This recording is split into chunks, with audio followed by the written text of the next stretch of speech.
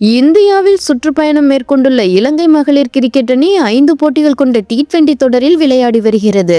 ஏற்கனவே நடந்து முடிந்துள்ள 2 போட்டிகளிலும் இந்திய அணி வெற்றி பெற்று 2-0 என்ற கணக்கில் முன்னிலை வகிக்கிறது.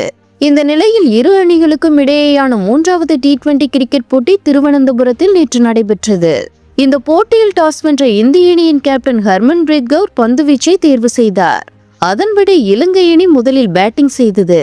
இதையடுத்து 20 ஓவர்கள் முடிவில் இலங்கை அணி 7 விக்கெட் இழப்பிற்கு 112 ரன்கள் எடுத்தது. இலங்கை அணி சார்பில் அதிகபட்சமாக ஹசினி பெரரோ 25 ரன்கள் எடுத்தார். இந்திய அணியில் சிறப்பாக பந்து வீசி 4 விக்கெட், தீப்தி சர்மா 3 விக்கெட் வீழ்த்தினர். தொடர்ந்து 113 ரன்கள் இலக்குடன் களமிறங்கிய இந்திய அணியில் ஸ்மிருதி மந்தனா 1 ரன்களும் ஜெமிமா 9 ரன்களுக்கும் ஆட்டமிழந்தார். ஆட்டத்தின் இறுதியில் 13.2 ஓவர்களில் 2 விக்கெட் இழப்பிற்கு 115 ரன்கள் எடுத்து 8 விக்கெட் வித்தியாசத்தில் இந்திய அணி வெற்றி பெற்றது. இதனால் 5 போட்டிகள் கொண்ட தொடரை 3-0 என இந்திய அணி கைப்பற்றியுள்ளது.